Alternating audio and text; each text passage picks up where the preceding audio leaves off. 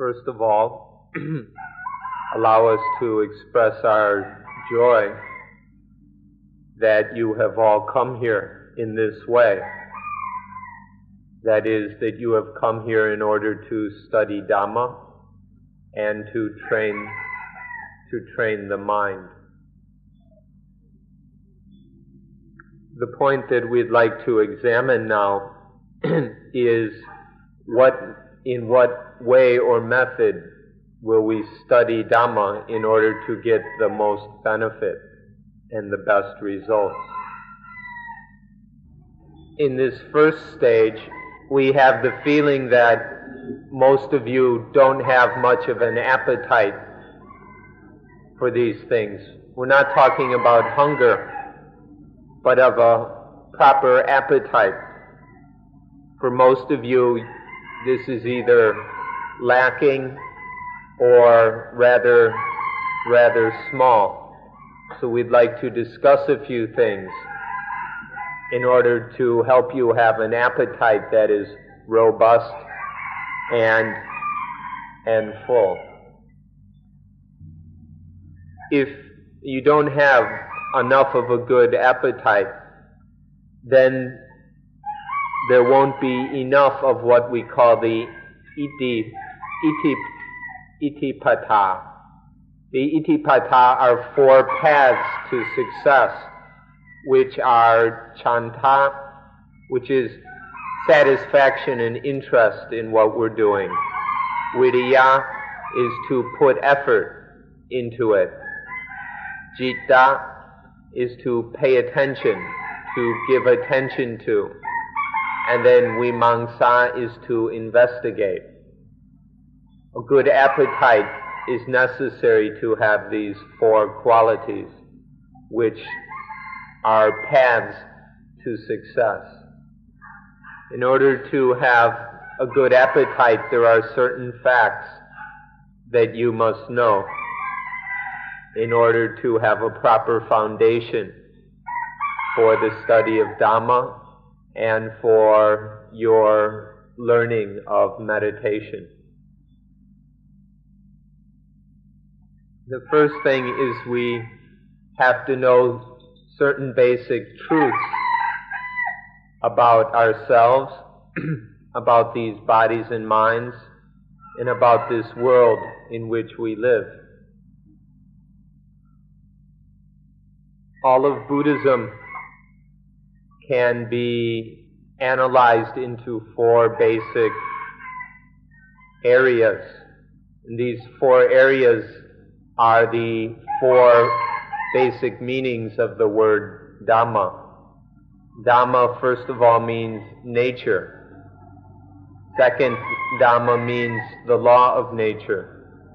Third, Dhamma is the duty that must be practiced according to the natural law.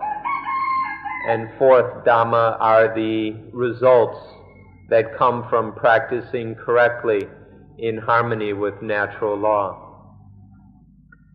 Even in just these bodies of ours, all 4 of these natural truths are present. Natural truth in these 4 aspects can all be found right here in these bodies.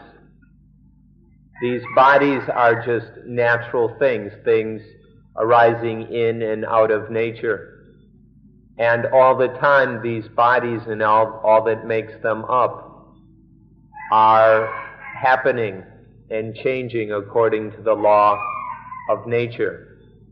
These bodies and every organ and cell within them have their duties to perform according to the law of nature.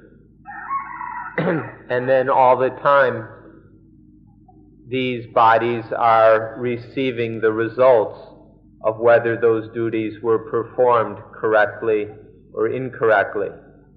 However the duties, the responsibilities were carried out, the results of that will be happening continuously. So all 4 of these satchadhammas or satchadhammas, truths, all these natural truths are found within this body. that we have problems or that we haven't been completely successful in life is because we have acted incorrectly according to the law of nature. And so we have to find out or learn how to live in harmony with the law of nature so that we can be successful in whatever it is we do, even if just concerning the needs of this body. We have to realize all these aspects of nature. We need to realize and understand them so we can stop fighting against nature, so we don't have to struggle against nature anymore. By understanding these natural truths, we can live in harmony with, we can work together with nature for our own benefit and for the benefit of others. Once we've known the natural truth, then we need to move on to understanding the ultimate law of nature. This is a quality that is often, or a characteristic that is often attributed to God, that of being the ultimate law of the universe, of nature. This absolute and ultimate law is something that requires our understanding.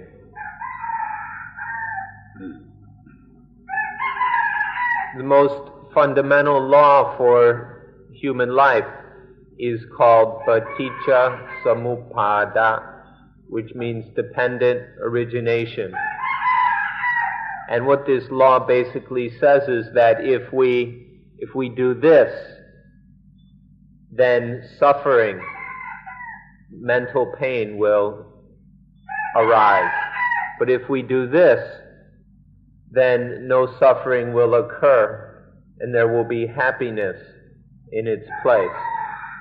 This is the most fundamental and absolute law there is.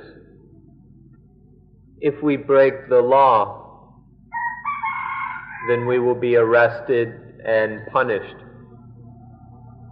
What we're talking about here, however, is not some worldly law, but is the spiritual law. And so its enforcement and the punishment is much more absolute and unescapable. So that if we act in one way, the result is inevitably suffering, conflict, stress in the mind.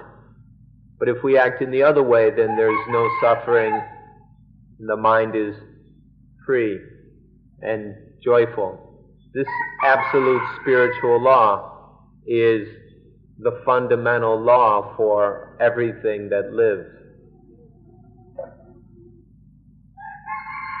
For the most part, our human friends around the world are breaking this spiritual law more and more.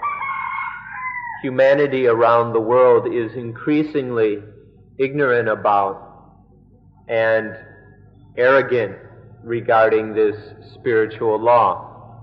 And the result is a world that is increasingly in turmoil, and that human suffering is spreading quite terribly. The very obvious or physical, the very tangible results of this are the facts that it's necessary now to build more and more prisons, necessary to build more and more courts, more and more hospitals for the neurotic, and even more and more hospitals for the insane, and all kinds of other similar results which are quite obvious, that show that humanity is not very interested in this spiritual law and very fragrantly go about breaking it left and right. The selfishness that is behind all the problems in the modern world arise solely because of acting incorrectly regarding this ultimate spiritual law. The sole source of selfishness is this disobeying of the natural spiritual law. That this is happening more and more means that there is more and more selfishness in the world. First, there is just the violation of the spiritual law, which leads to a spiritual inner problem. But then this incorrectness usually continues, and that selfishness expresses itself in ordinary ways in the world, which are causing all these problems that we can see around us.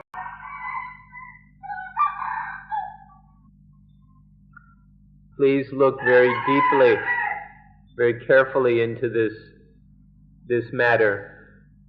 Look into the fact that our physical ailments, our sicknesses and illness of the body, different fevers and pains and aches and so on, that these physical illnesses are rooted in spiritual illness.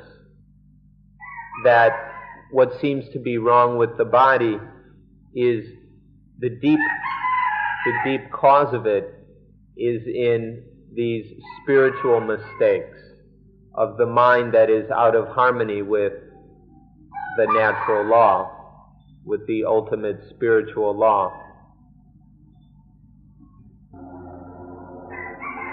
A lack of awareness and basic understanding of what's happening in our lives, this is the spiritual disease. Not being aware and not understanding what's happening to us is this spiritual disease. And then because of this, we make all kinds of slips and errors. There's a lot of carelessness in how we live our lives. And then the result is all kinds of physical ailments, all kinds of pains and problems, because we haven't been living our lives wisely. And then we go about spending all kinds of money and using up all kinds of resources because of this foolish way that we allow ourselves to live. As you all can readily see, if you take a look at the world, there are all kinds of political problems, all kinds of arguments and fights and selfish competition between nations in this world, all kinds of problems where the various parties aren't able to sit down and talk to each other in a civilized way or to reach fair and just agreements. Instead, there's a lot of petty selfishness and power plays and all kinds of things. This is one example of how this spiritual disease, spiritual illness is creating problems in our world. And then even further, because of the way we live our lives and because of these societies we have created, societies growing out of this spiritual illness, we have even lots of physical diseases that are occurring, strange and very, very frightening illnesses, of which AIDS is just one example, that are now happening in the world. Very, very strange and dangerous diseases that we now have to cope with. And this also comes from this spiritual illness. And then what is becoming one of the worst problems we have in the world now is drug addiction, which is solely happening because of this spiritual illness, because of spiritual emptiness, that people allow themselves to fall into such things as drug abuse and drug addiction. All of these are very tangible results of what happens because of this spiritual illness that is rampant and epidemic in the world. Nature, or we could say God if we prefer, nature has created this world in a way that is fitting and appropriate for peace and happiness. The world as it was created is fine, is good. But because of spiritual illness, we have turned it into a mess. We have created all these problems because of our own spiritual illness, our lack of understanding, the fact that we have decided to live life selfishly for the sake of our own pleasures, especially for the sake of sex and sexual pleasures and other kinds of related enjoyments and entertainments. Because we live our lives just doing whatever suits our greed, our anger, our envy, our jealousy, our fear. Because we live our lives in this way, we have turned this world into a place where it's very hard to find peace or any true happiness. This is a shame considering how nature gave us a world that was fine, that was good to start with. Next, we should look at Dhamma as far as it is a partner of life. We need to have Dhamma with us all the time in the way that we would call it a partner, a constant partner or companion in life. Then Dhamma can perform its proper function.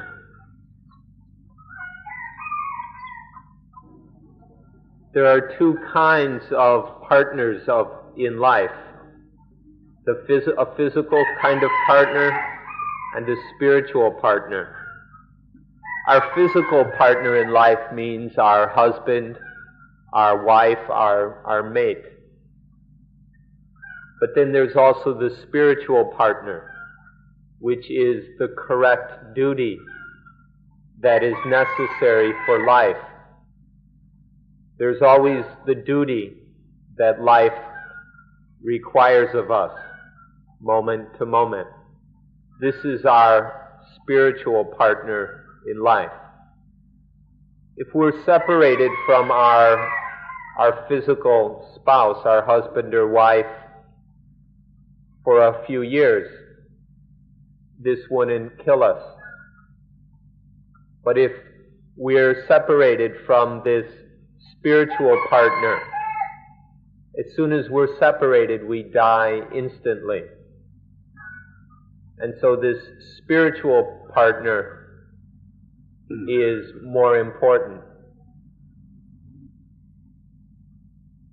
This spiritual duty or this spiritual partner is just the opposite of what we were just talking about. This spiritual partner is to do what we need so that there's no more of this spiritual illness.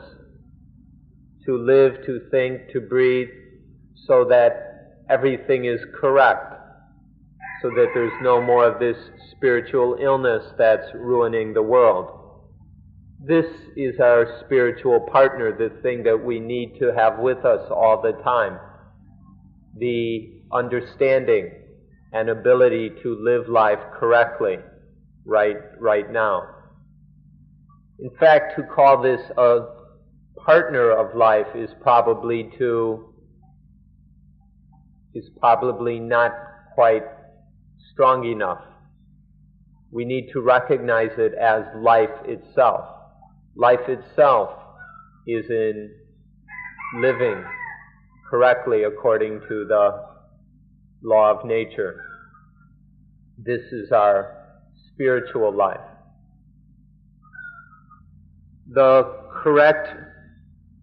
The most correct translation of the word Dhamma or dharma is the word duty. This word dhamma means far more than teaching or the studies and understanding and memorization of all the Buddhist scriptures. These limited traditional understandings of the word dhamma are quite hopeless. The correct meaning, the meaning that's been correct for even longer than Buddhism has existed, is the word duty. The duty that needs to be done every moment of life. This spiritual duty is the proper translation of the word Dhamma. This word Dhamma first appeared in human speech or in human understanding when a human being a long time ago first woke up to the fact that duty is absolutely necessary for human life. There is this one person who observed that it was duty that kept human beings alive, that we survived only by doing our duty. Having seen this person then called this duty, in their language back then, Dhamma. Dhamma means duty. And then we've now had this very important word, although it usually is misunderstood, which is the duty that needs to be performed so that we survive. Both survive physically, meaning that life continues, but also to survive spiritually, which is to be free of spiritual illness. This fact is very, very easy to understand and observe. All the cells in the body have their functions to perform. If the cells in our bodies would stop performing these functions, then we would die in a flash. There's no doubt or debate on this subject.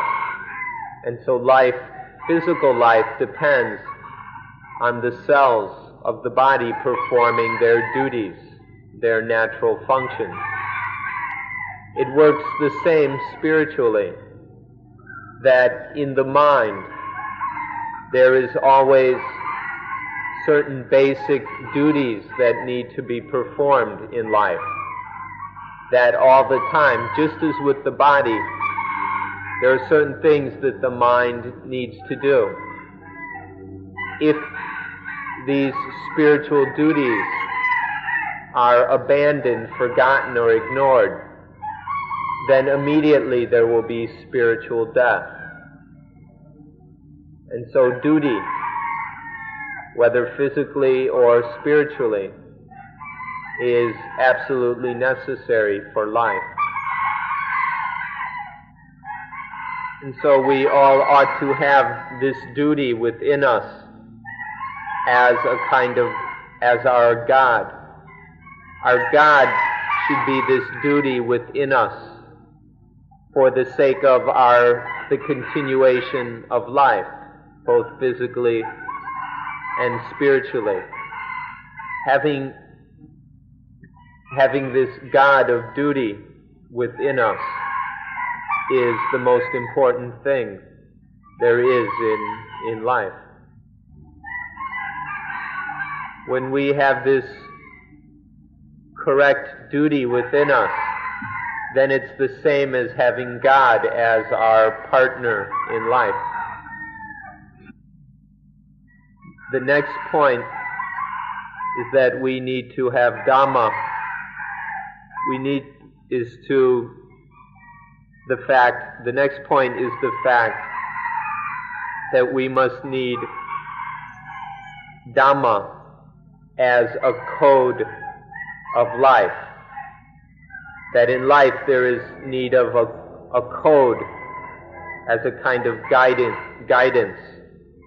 and that this code must be Dhamma. Then when we have Dhamma as a code of life, this will result in there being Dhamma as our mode of life. And when Dhamma is both our code of life and our mode of life, then life will be perfected.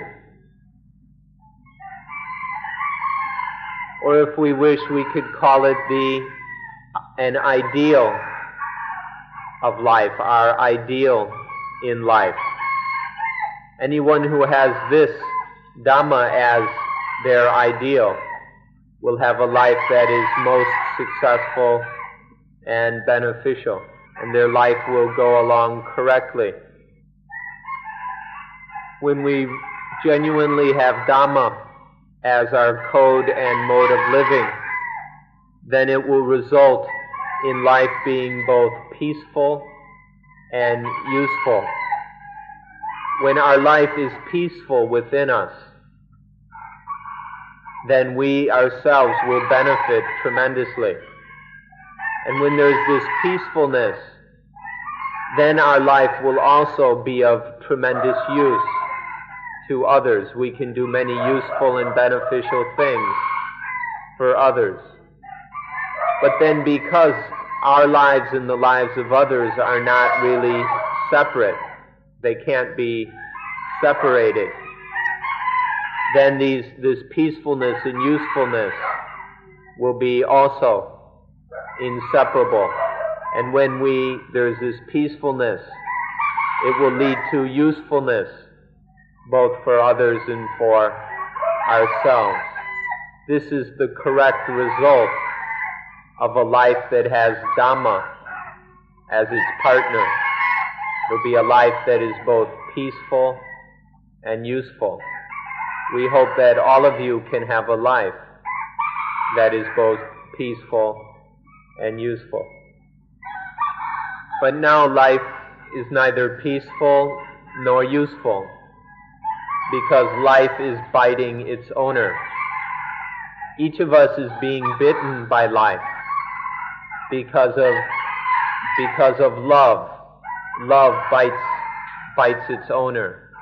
Because of our anger, because of our fear, because of our confusion, because of our excitement, because of our boredom, our envy, our jealousy, our anxiety. All of these things are biting us because we don't know what Dhamma is, and we don't have Dhamma. And so instead of a life that is peaceful and useful, we have lives that are biting their owners.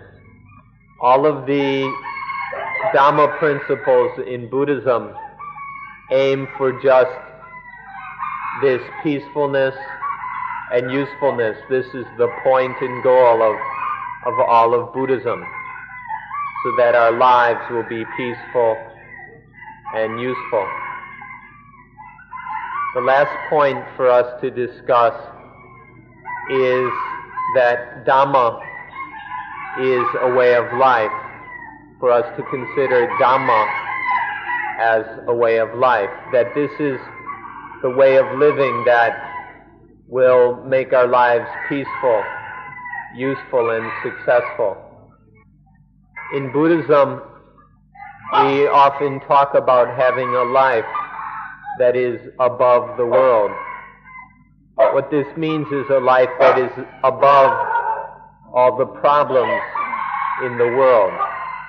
And so we're talking about a way of life that lives above and free of any problems in this world. This is the way of life that we're interested in Buddhism. Not to escape from the world, but just to be above the problems of the world. To be above all the problems in the world means to have a mind that is above and free from positiveness and negativeness. This means to be free of all kinds of duality, to not get caught up in dualistic pairs. When the mind is free of the influence or power of dualism, of positiveness and negativeness, then there's no problem in the world that can suck up and catch the mind. And then the mind can be above all these problems. This is the ultimate goal of Buddhism, to have a mind that's above all this positiveness and negativeness, all this duality, and is thereby a way of life that is free of all the world's problems. In the Christian Bible, this duality is called the duality of good and evil, just as in the book of Genesis, the tree of the knowledge of good and evil that God forbid Adam and Eve to eat. But they went and ate it, and so they got trapped in this duality, the dualism of good and evil. Or Lao Tzu of Taoism, he talked about yin and yang as the fundamental duality. Or modern science takes positiveness and negativeness, these qualities of positive and negative. This is the fundamental duality. In Buddhism, we prefer to call this, to speak of this duality in terms of good and evil. But whatever way we want to talk about it, whether in Christian, Taoist, scientific, or Buddhist terms, the important thing is to find a way of living that is above all influence, all power of these dualities, no matter how we talk about them. The essence of Buddhism is to not let these dualities have any power over the mind. Even if we let them have some influence to the degree that we recognize some positive or some negative, some good or some evil, that even if this has this bit of influence, to not let it get so carried away, that it creates a sense of self, a sense of ego, of I and mine. If we let these dualities concoct an ego, a self, then the spiritual illness will have taken hold once again. So the aim of Buddhism is to prevent this, to not let the dualities have enough power to construct the self or the ego. But really Buddhism teaches to not let these dualities have any influence, so that they're not even recognized at all by the mind, so they have no power whatsoever over the mind. Please listen very carefully, because we'd like to talk about the word nibbana, or in Sanskrit it's called nirvana. In Buddhism there are two levels of nibbana. The first level is when dualism is unable to concoct, to condition, to create the sense of self, the ego. But then the second level of nibbana is when there's no dualism in the mind at all. On the first level, the mind still can be influenced, can still still accepts or believes in the duality, but doesn't go so far as to let this dualism condition the I, the mind, the ego. But on the second level, there's no influence of dualism at all. No, positive and negative don't have any power over the mind. This is a very subtle point. So we'll repeat it once again. The first level is where positive and negative, good and evil, right and wrong, doesn't create the ego, the self, the soul in the mind. The second stage of Nibbana is when there's no dualism in the mind whatsoever. So, in short, we'd like to encourage you all to study and explore Buddhism in terms of being the truth of life, of being natural truth, of being the ultimate law of nature, being the partner of life, being the code and mode of life, finally being the way of life. If you are able to investigate Buddhism in these different aspects, then you will certainly develop an appetite, a good and sufficient appetite for Dhamma and for meditation. But if you fail to look into these matters, then you probably won't have much of an appetite for meditation. So please give these things your wholehearted consideration. Excuse us for saying so, but it's true that so far you haven't had much of an appetite for these things, that you haven't had enough of an appetite for Buddhism, for Dhamma, for meditation. And so it's been necessary for us to talk about these things. But if you have an appetite, then you will have these four things we mentioned earlier. Chanta, or a genuine interest in and satisfaction with. Viriya, effort. You'll have enough energy and effort to put into meditation. There will be citta, attentiveness. The mind will really get in there and be attentive to things. And then vimamsa, the mind that investigates, that really explores things. Because of our lack of appetite, we haven't had these four necessary qualities.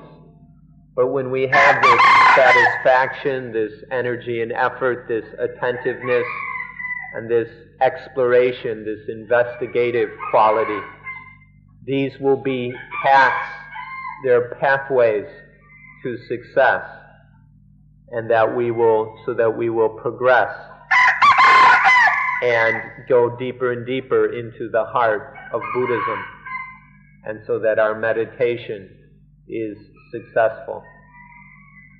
So forgive us for having to bring up this point, but it seems quite necessary.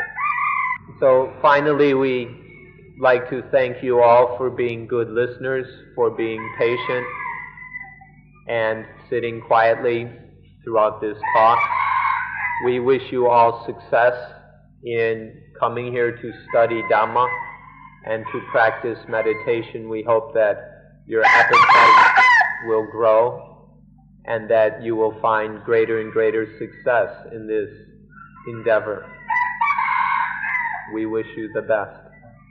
And that will be all for today's talk.